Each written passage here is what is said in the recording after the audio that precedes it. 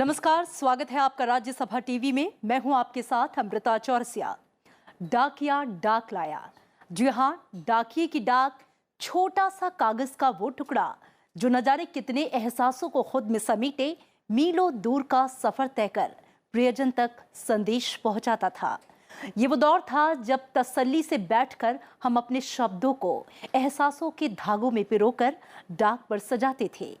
संचार के इस माध्यम में वक्त भले ही लगता था, लेकिन भावनाओं का ये बंडल हम सहेज कर रखते थे।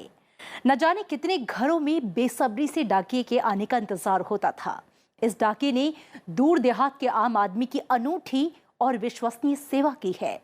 सूचना क्रांति के आज के इस दौर में भी भारतीय डाक एक अरसे से भारत के गरीब और वंचित लोगों के लिए संचार का सबसे क्रांतिकारी माध्यम बना हुआ है।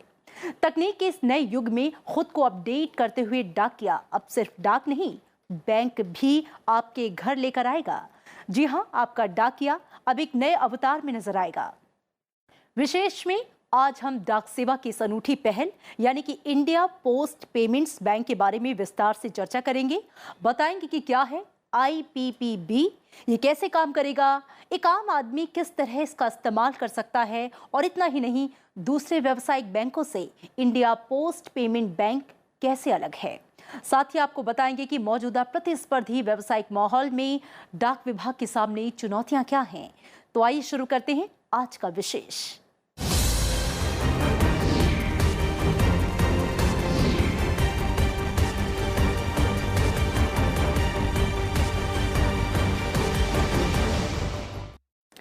डाकिया डाक लाया की कहावत अब पुरानी हो गई है। अब डाकिया डाक के साथ ही बैंक भी लाया। जी हां, ये कहावत अब साकार हो चुकी है। भारत सरकार की महत्वाकांक्षी परियोजना इंडिया पोस्ट पेमेंट्स बैंक की 1 सितंबर से शुरुआत हो गई।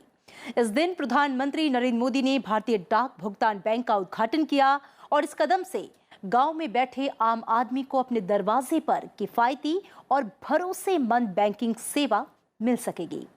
वित्तीय समावेशन के साथ ग्रामीण इलाकों के लिए ये कदम बेहद क्रांतिकारी साबित होगा।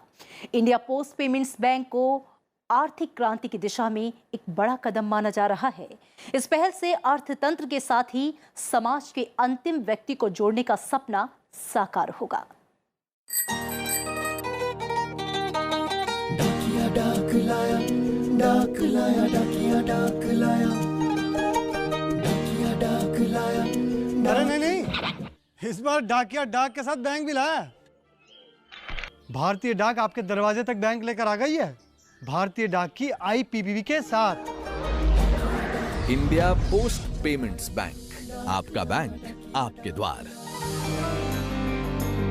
प्रधानमंत्री नरेंद्र मोदी ने 1 सितंबर को दिल्ली के तालकटोरा स्टेडियम में इंडिया पोस्ट पेमेंट्स बैंक का शुभारंभ किया। ये वित्तीय समावेश की दिशा में एक बड़ी पहल है। डगमगा रहे भारतीय डाक विभाग को इससे नया जीवन मिलेगा। 1 सितंबर को इंडिया पोस्ट पेमेंट्स बैंक की शाखाएं 650 जिलों में खोली गई। इसके साथ ही 3250 एक्सेस पॉइंट्स का भी शुभारंभ किया गया। इंडिया पोस्ट पेमेंट्स बैंक की शुरुआत के बाद देश में बैंक शाखाओं की तादाद बढ़कर 3 लाख के करीब हो जाएगी। सभी सार्वजनिक और निजी बैंकों की कुल 1,40,000 शाखाएं हैं, जिसमें गांवों में महज 49,000 शाखाएं हैं। इंडिया पोस्ट पेमेंट्स बैंक के माध्यम से भारतीय डाक की 1,55,000 शाखाओं से जुड़ने से गांव में 3 गुना शाखाएं बढ़ जाएंगी। प्रधानमंत्री नरेंद्र मोदी का कहना है कि इंडिया पोस्ट पेमेंट्स बैंक से उन गांवों और दुर्गम इलाकों तक बैंकिंग सेवाएं पहुंचेंगी जहां सामान्य बैंकों की पहुंच नहीं है। प्रधानमंत्री ने कहा कि 3 लाख डाक सेवक हर घर और हर किसान के साथ साथ गाँव के हर छोटे उद्यम को भी वित्तीय सेवाएं सुलभ कराने में अत्यंत महत्वपूर्ण भूमिका निभाएगी। मुझे खुशी है कि इस विराट मिशन को गांव-गांव, घर-घर तक, किसान तक, छोटे व्यापारियों तक पहुंचाने के लिए देश के 3 लाख डाक सेवक कटिबद्ध होकर के तैयार है। डाक सेवक लोगों को डिजिटल लेन देन में न सिर्फ सहयोग करेंगे बल्कि उन्हें ट्रेनिंग भी देंगे ताकि भविष्य में वो अपने फोन से खुद बैंकिंग और डिजिटल ट्रांजैक्शन कर सके। इस तरह अब हमारे डाक बाबू ना सिर्फ बैंकर होंगे बल्कि देश के डिजिटल टीचर भी बनने वाले हैं। इंडिया पोस्ट पेमेंट्स बैंक देश के अर्थतंत्र, बैंकिंग और सामाजिक व्यवस्था में एक बड़ा परिवर्तन ला सकता है। India post payments bank Bharat सरकार के संचार मंत्रालय के डाक विभाग के तहत शुरू किया गया है। इसका 100% स्वामित्व भारत सरकार के पास है। प्रधानमंत्री नरेंद्र मोदी का मानना है कि इस पहल से बैंक को ही गांव और गरीब के दरवाजे तक पहुंचाने का काम शुरू हो गया है। इंडिया पोस्ट पेमेंट बैंक के माध्यम से देश के हर गरीब, सामान्य मानवी तक, देश के कोने कोने तक, दूर दराज के पहाड़ों पर बसे लोगों तक, घने जंगलों में रहने वाले हमारे आदिवासियों तक, दूर किसी द्वीप में रहने वाले कुछ समूहों तक, यानी एक एक भारतीय के दरवाजे पर बैंक और बैंकिंग सुविधा पहुंचाने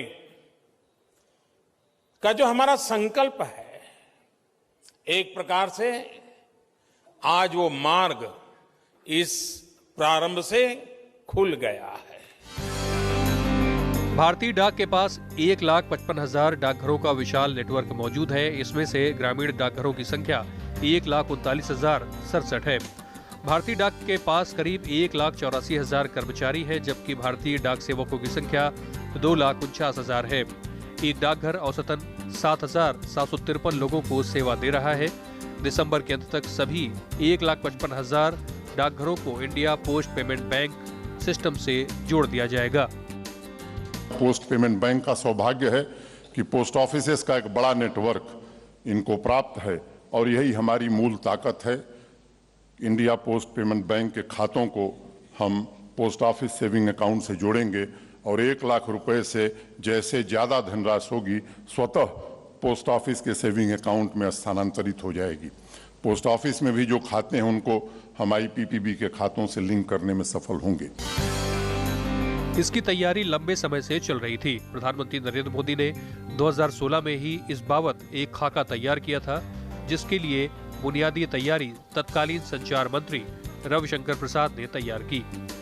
भारत सरकार की 100% इक्विटी के साथ 17 अगस्त 2016 को India post payments bank public limited company के रूप में स्थापित किया गया। पायलट प्रोजेक्ट के तौर पर रांची और रायपुर में इसकी 2 शाखाएं 2017 में खोली गई। IPPB ने अपना परिचालन 30 जनवरी 2017 को 2 प्रायोगिक शाखाएं, एक रायपुर और दूसरा रांची में खोलकर शुरू किया। अब बात करते हैं कि ऐसे बैंक से लोगों को कौन कौन सी सुविधाएं मिलेंगी। इस खाते में करीब वो सारी सुविधाएं मिलेंगी जो आपको किसी बैंक खाते में मिलती है और जिसका इस्तेमाल रोजमर्रा की जिंदगी में किया जाता है। इंडिया पोस्ट पेमेंट्स बैंक में आप बचत और चालू खाता खोल सकते हैं। बचत खातों पर 4% की दर से ब्याज मिलेगा। बचत खाते में कोई भी 1 लाख रुपए तक जमा कर सकता है। दिन के 24 घंटे 7 दिन पैसा ट्रांसफर कर सकते हैं। इसी खाते में मनरेगा का पैसा, स्कॉलरशिप का पैसा, सरकारी योजनाओं का पैसा ट्रांसफर किया जा सकेगा। इस खाते से फोन या DTH का रिचार्ज करा सकते हैं। बिजली, पानी, गैस के बिल का पेमेंट किया जा सकता है। यानी ये बैंक बचत और चालू खातों, money transfer, direct benefit transfer, bill और कई सेवाएं मुहैया कराएंगे। इसके लिए अत्याधुनिक प्रौद्योगिकी प्लेटफॉर्म का उपयोग होगा। काउंटर सेवाएं, mobile banking app, SMS, IVR इस सेवा की ताकत होंगे। देश भर में इसके ATM और माइक्रो ATM भी काम करेंगे। इस खाते से आप लोन ले सकते हैं, बीमा करा सकते हैं और कहीं भी निवेश कर सकते हैं। हालांकि ये लोन आपको डाक विभाग नहीं देगा, वो किसी बैंक के एजेंट के तौर पर काम करते हुए आपको लोन मुहैया कराएगा। ग्राहकों को ऋण देने के लिए पंजाब नेशनल बैंक के एजेंट के रूप में ये काम करेगा। इंडिया पोस्ट पेमेंट्स बैंक में आधार नंबर से खाता खुल जाएगा। किसान फसल बीमा, पशु बीमा, लघु ऋण की राशि जमा और निकाल सकेंगे, जबकि महिलाएं बिना घर से निकले पैसे जमा कर या निकाल सकेंगी। देश के ग्रामीण इलाके में लोगों को कर्ज उपलब्ध हो सके, इसके लिए हमने पंजाब नेशनल बैंक के साथ एक अनुबंध किया है और थर्ड पार्टी अरेंजमेंट हमने किया है कि गांव में रहने वाले किसान को, मजदूर को अगर कर्ज की आवश्यकता है, ऋण की आवश्यकता है तो हम उसे भी उपलब्ध करा सकें। वित्तीय अन्य प्रकार की सेवाएं, चाहे वो बीमा हो या अन्य उत्पाद हों, हम उन्हें निश्चित रूप से देने में पूरी तरह से समर्थ रहेंगे। इंडिया पोस्ट पेमेंट्स बैंक की सफलता के लिए बहुत ठोस रणनीति बनी है। कैबिनेट ने आईआईपीबी के व्यय को 800 करोड़ रुपए से बढ़ाकर 1435 करोड़ रुपए करने के साथ इस बात को भी ध्यान में रखा है कि पहले से मौजूद पेमेंट्स बैंक से प्रतिस्पर्धा में ये आगे निकले। इसकी मदद से उन ग्रामीण क्षेत्रों को बैंकिंग से जोड़ने की कोशिश की जाएगी जहां बैंक नहीं है। इस काम में डाकिये बैंकर का काम करेंगे। विभाग के पास 3 लाख से ज्यादा डाकिये और डाक सेवक हैं। वे मोबाइल फोन और बायोमेट्रिक उपकरण देकर लोगों को घर पर बैंकिंग सुविधाएं देंगे। इंडिया पोस्ट पेमेंट्स बैंक को अपने खातों के साथ 17 करोड़ डाक बचत बैंक खातों को जोड़ने की अनुमति दी गई है। Bureau report, Rajya Sabha TV. India post payment bank से किस तरह की सेवाएं मिलेंगी, इस बारे में राज्यसभा टीवी से बातचीत के दौरान भारतीय डाक विभाग के सचिव एएन नंद ने जानकारी दी। उन्होंने इंडिया पोस्ट पेमेंट्स बैंक की पृष्ठभूमि, चुनौतियों और रणनीति से जुड़े पहलुओं पर बात की। सर, इंडिया पोस्ट पेमेंट आ जाने से इस जो लाइसेंस है सर, इससे किस तरह के चेंजेज आने जा रहे हैं पूरे जो डाक का जो परिदृश्य है आपका? हम लोग के जो ग्रामीण डाक सेवक हैं और पोस्टमैन हैं, वो मोबाइल और बायोमेट्रिक डिवाइस लेके जाएंगे। अकाउंट KYC के माध्यम से 5 मिनट में खुल जाएंगे। कोई कागज़ पत्र का लेखा जोखा नहीं रहेगा। और पेमेंट जब होगा तब वही बायोमेट्रिक में, और कोई किसी का बिल पेमेंट करना चाहता है वही भी बायोमेट्रिक में। कोई अपना अकाउंट बैलेंस वेरिफिकेशन करना चाहेगा मोबाइल के जरिए से कर सकता है। और यहाँ तक कि असिस्टेड UPI जो है, कोई जिसके पास स्मार्टफोन नहीं है वो आप डाउनलोड करके नहीं कर सकता है, तो वो कोई एजेंट के जरिए जाके कर सकता है। किसी को पैसा भेजना है, वो कहेगा कि मेरा इस आदमी के पास भेजना चाहिए जिसका डिजिटल एड्रेस यही है, हाँ, तो उसी एड्रेस के हिसाब से बोल देगा तो वो एजेंट वही करा देगा बायोमेट्रिक लगाकर वो अपने अकाउंट से।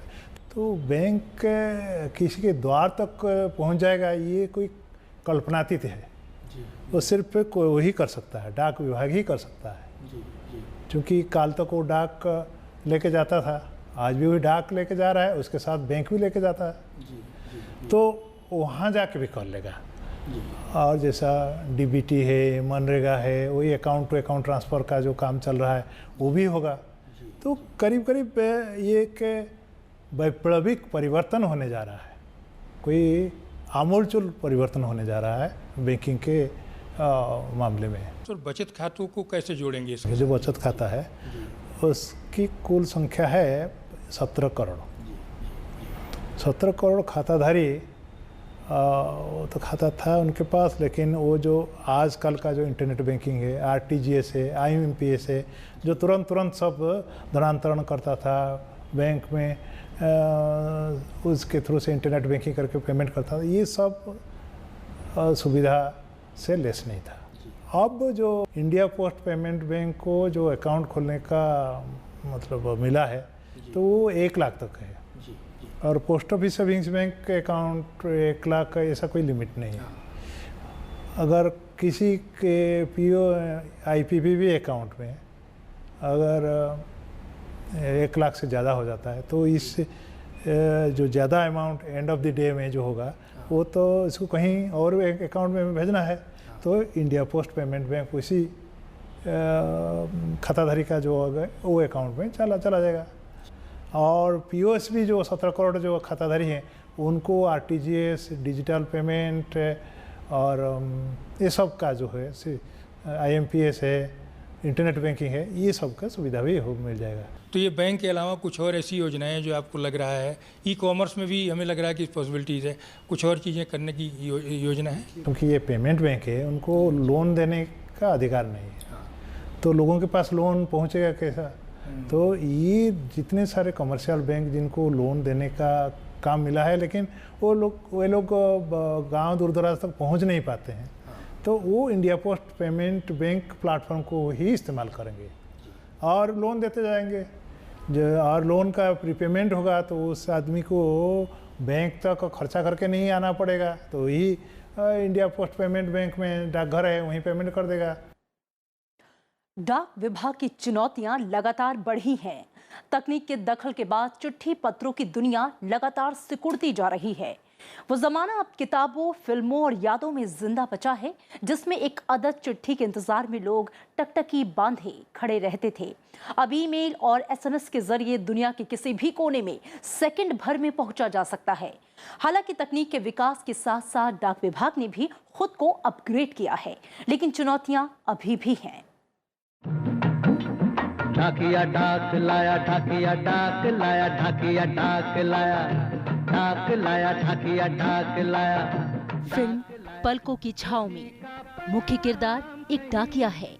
1977 यानी वो दौर जब गांव देहातों में डाकिया और पोस्ट मास्टरों को लोग बेहद सम्मान से देखते थे। चिट्ठी पढ़ना और लिखना बड़ी आबादी की बस में नहीं था। लोग जतन से चिट्ठी लिखते और लिखवाते थे। हालचाल की जानकारी भी हफ्ते 10 दिन में मिल पाती थी। जरिया बस एक ही था, डाक। और डाकघर बहुत ही व्यस्त जगह होती थी। पोस्ट मास्टर और अन्य कर्मचारी दिन भर चिट्ठियां छांटने और भेजने के काम में जुटे रहते थे। तब शायद कोई ये सोच भी नहीं सकता था कि एक दिन यही डाकिया बैंक लेकर हमारे आपके दरवाजे तक पहुंच जाएगा। जैसे जैसे तकनीक का विकास होता गया, डाक व्यवस्था दौड़ में पिछड़ती गई। टेलीफोन के चलन ने न केवल चिट्ठियों की अहमियत कम कर दी, बल्कि इसने तार सेवा को लगभग अप्रासंगिक बना दिया। लंबी जद्दोजहद के बाद आखिरकार 14 जुलाई 2013 को इस सेवा को हमेशा के लिए बंद किया गया। इसके बाद 90 के दशक में जब इंटरनेट ने देश में तेजी से पैर फैलाने शुरू किए, तो हालात भी काफी तेजी से बदले। इसी दौर में मोबाइल फोन ने देश में दस्तक दी और इसके बाद पूरी तस्वीर ही बदल गई। लोग अचानक ई जनरेशन में पहुंच गए, जहां social networking, SMS, phone, video calling और मुफ्त ऑडियो कॉलिंग की सुविधा है। डाक सेवा इसके सामने धीरे धीरे कमजोर होती गई। आज दुनिया का सबसे बड़ा तंत्र होने के बावजूद भारतीय डाक के सामने कई चुनौतियां हैं। सबसे बड़ी चुनौती ग्रामीण और दुर्गम इलाकों में है। भारतीय डाक के करीब 90% डाकघर ग्रामीण इलाकों में आते हैं। बहुत से ग्रामीण डाक सेवक नई चुनौतियों और प्रौद्योगिकी के लिहाज से अभी भी सक्षम नहीं है। तो टेक्नोलॉजी के करीब ले आना, क्योंकि ट्रेडिशनल सर्विसेज के आदी रहे हैं जो पोस्टमैन और तमाम बुजुर्ग हो गए हैं, वो नई टेक्नोलॉजी के साथ कैसे जुड़े, एक चुनौती ये है। दूसरी चुनौती ये है कि रूरल एरिया में बहुत सारे जगहों पर जो है इलेक्ट्रिसिटी की सप्लाई वगैरह प्रॉपर नहीं है, तो वहाँ इनको सोलर एनर्जी को यूज करना है। तो अलग अलग इलाकों की एकदम अलग अलग स्ट्रेटजी बनानी है। लेह लद्दाख का जो हमारा सेक्टर है उसमें जो है 4 महीने ऐसे होते हैं जबकि थोड़ा सा बेहतर वर्किंग कंडीशन रहती है। इसके बाद तो जो बर्फ़ जमती है, तो उस कंडीशन के बीच में कैसे काम करेंगे, कैसे और वेल इक्विप्ड किया जाए। तो मुझे लग रहा है कि वेल इक्विप्ड करने के लिए अभी और ज़्यादा संसाधनों की दरकार है। बेशक हाल के सालों में सरकारी प्रयासों से डाकघरों का चेहरा बदला है। वहाँ कंप्यूटरीकरण के साथ बहुत से साजो सामान जुटाए गए हैं, लेकिन तमाम इलाकों में अनियमित बिजली आपूर्ति और वाहनों की किल्लत है।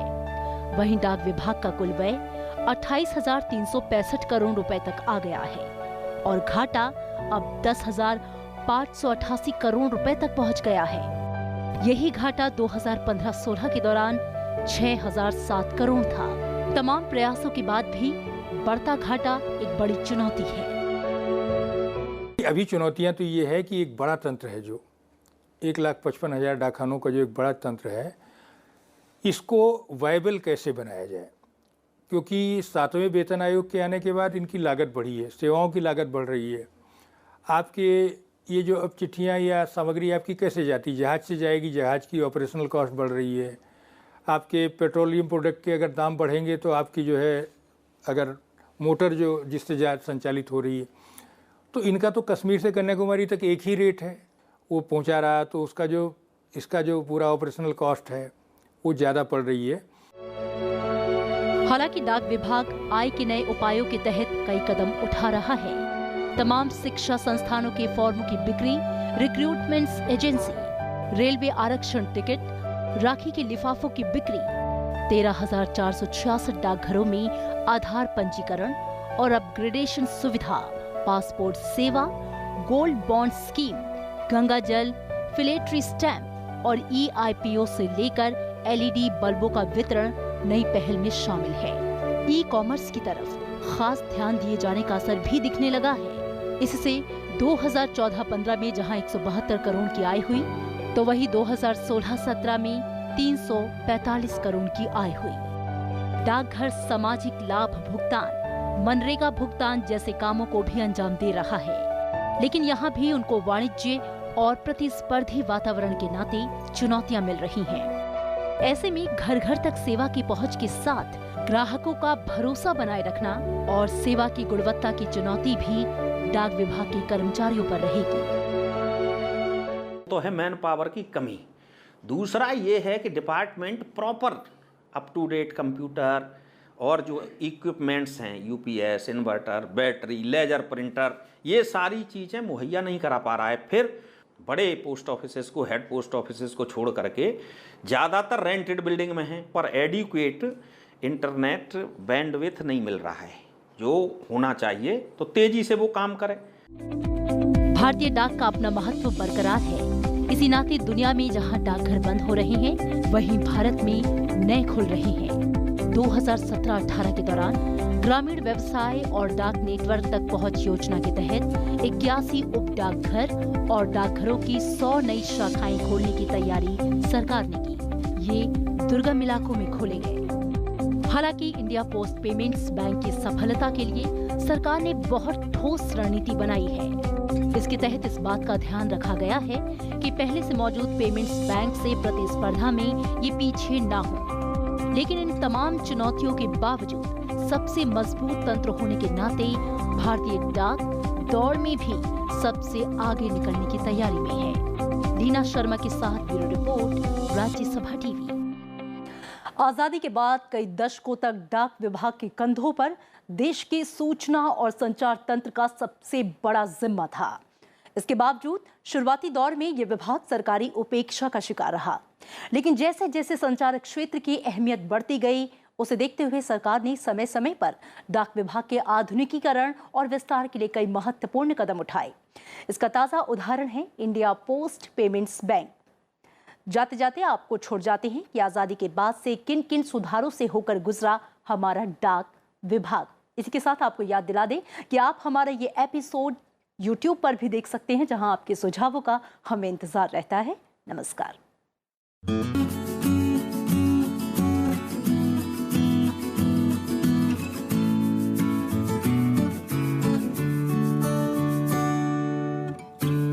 देश जैसे ही आजाद हुआ तो भारतीय डाक विभाग की भूमिका और जिम्मेदारी दोनों बढ़ गई। ये वो दौर था जब इतने बड़े देश में संचार का सबसे बड़ा बोझ यही डाकखाने उठा रहे थे। स्वतंत्रता के वक्त देश में कुल 30,344 डाकघर थे। इनमें 19,184 ग्रामीण इलाकों और 4,160 शहरी क्षेत्रों में थे। लेकिन इतनी बड़ी आबादी के लिए ये नाकाफी थे। डाक विभाग की जिम्मेदारियों को देखते हुए समय समय पर सरकार सुधार के लिए कदम उठाती रही है। इन कदमों के जरिए डाकिये की चिट्ठी बांटने से स्पीड पोस्ट और स्पीड पोस्ट से ई पोस्ट के युग में पहुंच गया। आजादी से पहले 1879 में पोस्ट कार्ड की शुरुआत के बाद भारतीय पोस्टल ऑर्डर 1930 में शुरू हुआ। 1977 में वैल्यू पेएबल पार्सल यानी VPP पार्सल और बीमा पार्सल शुरू किए गए। तेज डाक वितरण के लिए 1972 में पोस्टल इंडेक्स नंबर यानी पिन कोड की शुरुआत हुई। संचार की बढ़ती अहमियत की वजह से 1985 में डाक और दूरसंचार विभाग को अलग अलग कर दिया गया। इसके ठीक अगले साल 1986 में स्पीड पोस्ट शुरू हुआ। 1994 में मेट्रो, राजधानी, व्यापार चैनल, EPS और VSAT के माध्यम से मनी ऑर्डर भेजा जाने लगा। पोस्ट ऑफिस में टेक्नोलॉजी इंडक्शन हुआ ना, कंप्यूटराइजेशन हुआ। पूरा काम जो मैनुअल होता था वो उसका कंप्यूटराइजेशन हुआ, टेक्नोलॉजी आई। अभी सेविंग बैंक, ये पोस्ट ऑफिस सेविंग बैंक का जो मैंने बताया कि पहले आप कहीं किसी डाकखाने में आपका खाता है तो केवल वहीं से जा कर के विड्रॉल फॉर्म भर के आप निकाल सकते थे। लेकिन अभी जब CBS हो जाने के बाद आप देश के किसी कोने से निकाल सकते हो। इलेक्ट्रॉनिक मनी ऑर्डर EMO बहुत ही सफल सर्विस है, तो वो आप कहीं से भी करिए, तुरंत उसका प्रिंट आ जाता है ईमेल की तरह, दूसरे दिन EMO मिल जाता है। स्पीड पोस्ट का ट्रैक एंड ट्रेस सिस्टम, तो उससे आप बिल्कुल ट्रेस कर सकते हैं कि आपकी स्पीड पोस्ट कहाँ पर है, किस पोजीशन में है, सारा वो अपडेट होता है। इसी तरह से अभी पार्सल हब भी बनाने जा रही है, तो उससे तो टेक्नोलॉजी में काफ़ी सुधार आया है। नई पहल में एक नई पहल ये शुरू हुई कि ऑल वुमेन पोस्ट ऑफिस खोले गए हैं, कुछ नाइट पोस्ट ऑफिस खोले गए हैं, जिसमें रात में भी जब चाहे लेबर क्लास है उसको रात में पोस्ट ऑफिस की सेवाएं लेनी है। और अब कई नई पहल अब इस बीच में की गई है। तो और इसके अलावा ई-कॉमर्स जो है एक बड़ा चीज़ है, जिसमें अब आज की तारीख में करीब 400 करोड़ रुपए सालाना की आय हो रही। तो दुनिया की बहुत सारी ई-कॉमर्स की कंपनियां जिनको रिमोट रूरल एरिया में भेजना है अगर सामग्री, तो उनके पास गांव में नेटवर्क तो है नहीं।